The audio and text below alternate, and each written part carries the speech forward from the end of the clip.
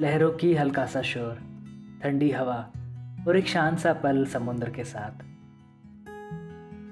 यह है पौंडीचेरी, जहाँ बीचेस के साथ मिलती है फ्रेंच कॉलोनी की चाम और इंडियन कल्चर का एक अलग ही टच। इस ट्रिप में हम एक्सप्लोर करेंगे आश्रम, म्यूजियम्स, कैफ़ेज़, चर्चेस और बहुत कुछ। तो चलिए शुरू करते हैं पौंडीचेरी की ये खूबसूरत जर्नी। पौंडीचेरी सिर्फ एक बीच टाउन नहीं बल्कि एक ऐसी जगह है जिसका पास्ट काफ़ी यूनिक रहा है। लगभग 300 साल तक ये जगह फ्रेंच कॉलोनी रही और 1954 में ये ऑफिशियली भारत का हिस्सा बनी। आज भी यहाँ की स्ट्रीट्स, बिल्डिंग्स और कल्चर में फ्रेंच वाइब्स क्लियरली महसूस होती है। इस वीडियो में हम एक्सप्लोर करेंगे पौंडीचेरी का सबसे आइकॉनिक एरिया, वाइट टाउन, जिसे फ्रेंच क्वार्टर भी कहा जाता है।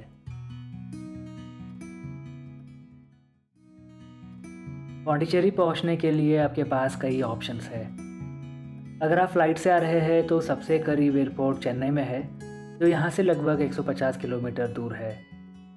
चेन्नई से आप टैक्सी या बस ले सकते हैं जो 3 से 4 घंटे में पौंडीचेरी ले आती है।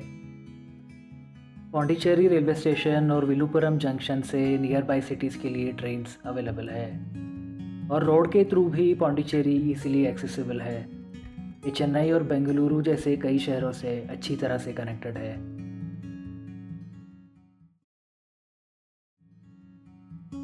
श्री अरबिंदो आश्रम पौंडीचेरी का सबसे पीसफुल और स्पिरिचुअली इम्पोर्टेंट स्पॉट है। ये आश्रम 1926 में श्री अरबिंदो और उनकी स्पिरिचुअल कोलैबोरेटर दी मदर ने एस्टैब्लिश किया था। श्री अरबिंदो एक महान योगी, फिलोसोफर और फ्रीडम फाइटर थे। उनके विजन को डेली लाइफ और स्पिरिचुअल प्रैक्टिस में शेप दिया था दी मदर ने, जिनका असली नाम मीरा अल्फांदा था। आश्रम के अंदर फोटोग्राफी अलाउड नहीं है और बोलना भी स्ट्रिक्टली मना है। यहाँ कंप्लीट साइलेंस मेंटेन किया जाता है। अंदर आपको श्री अरबिंदो और दी मदर का समाधि दिखाई देता है और यहाँ लोग शांति में बैठते हैं और क्वाइटली मेडिटेट करते हैं। आश्रम का एनवायरनमेंट क्लीन, क्वाइट और काफ़ी वेल मेंटेन्ड है। एक ऐसी जगह है जहाँ भीड़ हो सकती है लेकिन शोर बिल्कुल नहीं होता। अरबिंदो आश्रम से थोड़े ही कदम दूर है अरलमिगु मनकुला विनायगार टेम्पल। ये पौंडीचेरी का एक पॉपुलर और एंशिएंट गणेश मंदिर है। ये 500 साल पुराना मंदिर है जो फ्रेंच रूल के आने से पहले बना था। कहते हैं कि फ्रेंच रूलर्स ने गणेश जी की मूर्ति को यहाँ से हटाने की कोशिश की थी, लेकिन हर बार वो मूर्ति वापस उसी जगह पर मिलती थी। इसके बाद उन्होंने मंदिर को डिस्टर्ब करना बंद कर दिया। मंदिर के अंदर फोटोग्राफी अलाउड नहीं है, लेकिन अंदर का एटमॉस्फेयर काफ़ी स्पिरिचुअल और वाइब्रेंट होता है। सेक्रेड हार्ट बेसिलिका पौंडीचेरी का एक stunning red and white Gothic style church है, जो रेलवे स्टेशन के पास लोकेटेड है।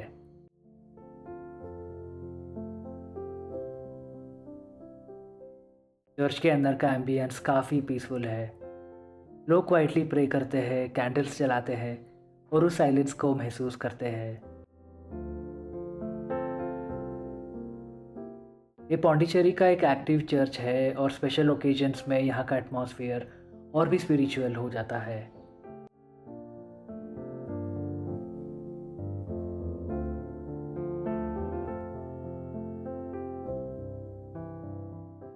अगर आपको हिस्टोरिकल बिल्डिंग्स और आर्किटेक्चर पसंद है तो sacred heart basilica definitely visit करना चाहिए। पौंडीचेरी के कोस्टलाइन का सबसे आइकॉनिक हिस्सा है प्रोमेनेड बीच। ये पौंडीचेरी का सबसे फेमस बीच साइड वॉकवे है। एक लंबा स्ट्रेच जहाँ लोग मॉर्निंग वॉक्स, साइकिलिंग और सी व्यू एंजॉय करते हैं। फ्रेंच कॉलोनियल पीरियड में ये एरिया एक एक्टिव पोर्ट हुआ करता था। यहीं पर एक टाइम पर रेलवे लाइन भी थी जो डायरेक्टली पोर्ट तक जाती थी। समय के साथ पोर्ट बंद हो गया, रेलवे लाइन भी हटा दी गई और इस जगह को एक पब्लिक प्रोमेनेड में कन्वर्ट कर दिया गया।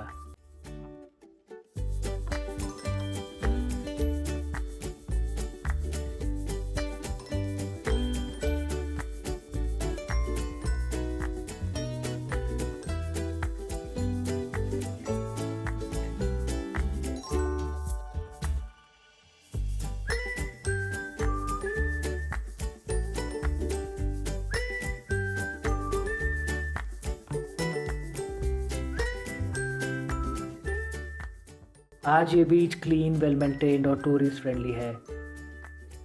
इसके साइड में Gandhi statue, French war memorial और कैफ़ेज़ भी मिलते हैं।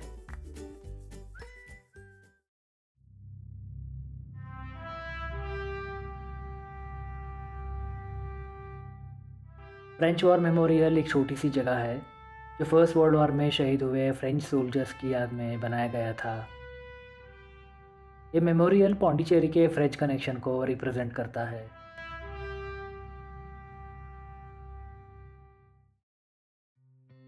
प्रोमेनेड के बीचों बीच बनी है महात्मा गांधी जी की ये स्टैचू। ये पौंडीचेरी का एक वेल नोन लैंडमार्क है।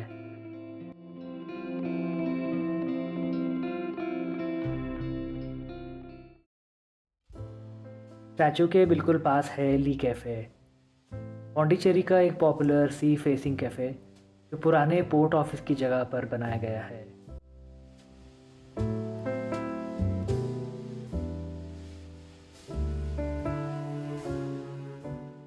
ये कैफ़े 24/7 ओपन रहता है और लोग यहाँ बीच व्यू के साथ कॉफ़ी, स्नैक्स और लाइट मील्स एंजॉय करने आते हैं। बेकर स्ट्रीट पौंडीचेरी का एक popular French style bakery cafe है। यहाँ आपको फ्रेश क्रोसान्स, पेस्ट्रीज, सैंडविचेस और कॉफ़ी मिलती है।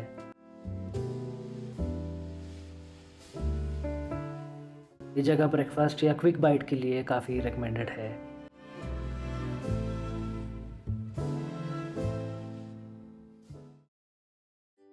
इसी स्ट्रेच का एक हिस्सा रॉक बीच के नाम से जाना जाता है। एज अ नेम सजेस्ट, यहाँ समुंदर के किनारे बड़े बड़े पत्थर लगे हुए हैं जो इस बीच को एक अलग ही आइडेंटिटी और वाइब देते हैं। पौंडीचेरी के वाइट टाउन में है लाइव आर्ट म्यूजियम, जिसे वंडर्स ऑफ वाइट टाउन भी कहा जाता है।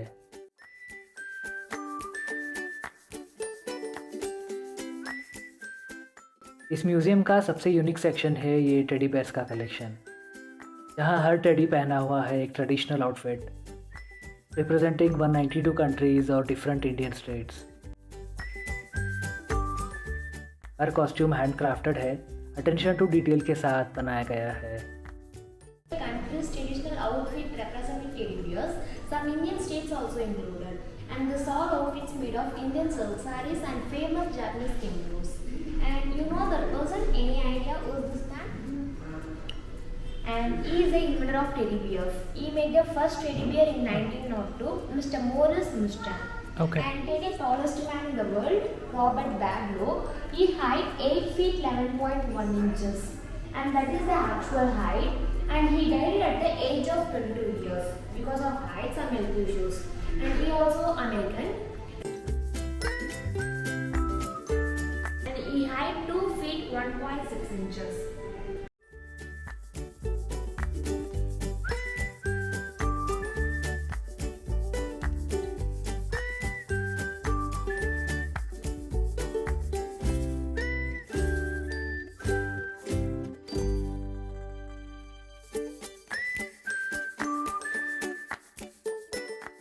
ये एक यूनिक सिलिकॉन और वैक्स म्यूजियम है जहाँ आपको हाइपर रियलिस्टिक फिगर्स देखने को मिलती है।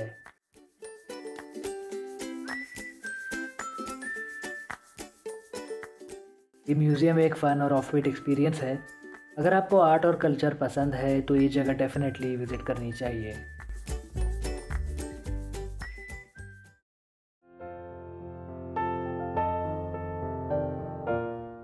कोरमंडल कैफ़े पौंडीचेरी के मोस्ट पॉपुलर कैफ़ेज़ में से एक है। गार्डन वाइब और यूरोपियन स्टाइल मेन्यू के लिए काफ़ी फेमस है।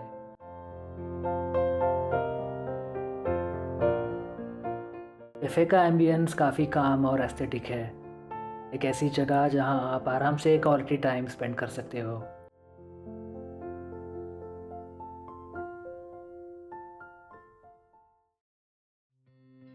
पौंडीचेरी म्यूज़ियम में फ्रेंच कॉलोनियल एरा का कलेक्शन है जिसमें फर्नीचर, स्कल्पचर्स और कई रेयर चीज़ें देखने को मिलती है।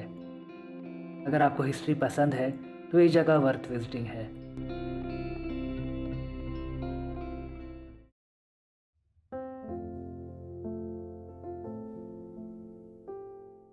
Notre Dame des Anges church Pondicherry का एक ब्यूटीफुल पेस्टल कलर्ड चर्च है जो फ्रेंच आर्किटेक्चर का एक क्लासिक एग्जाम्पल है। ये चर्च 1855 में बनाया गया था और इसका डिज़ाइन पेरिस के Our Lady of Angel Church से इंस्पायर्ड है, इसीलिए इसे आर लेडी ऑफ एंजल्स भी कहा जाता है।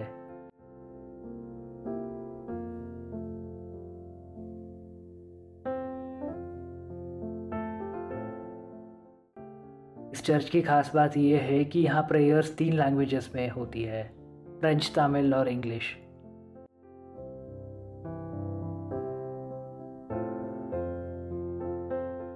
फ्रेंच कॉलोनी में वॉक करते हुए अगर आपको एक शांत और विजुअली ब्यूटीफुल स्टॉप चाहिए तो ये चर्च डेफिनेटली विजिट करना चाहिए।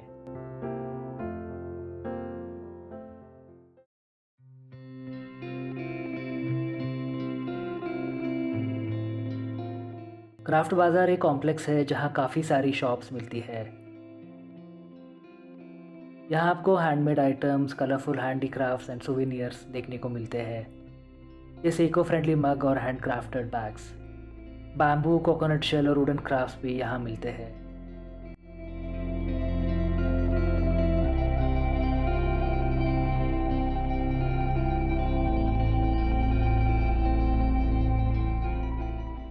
ऑनेस्टली जगह थोड़ी और ऑर्गेनाइज्ड हो सकती थी, लेकिन यूनिक सोवेनियर्स और सस्टेनेबल गुड्स के लिए ये जगह वर्थ विजिटिंग है।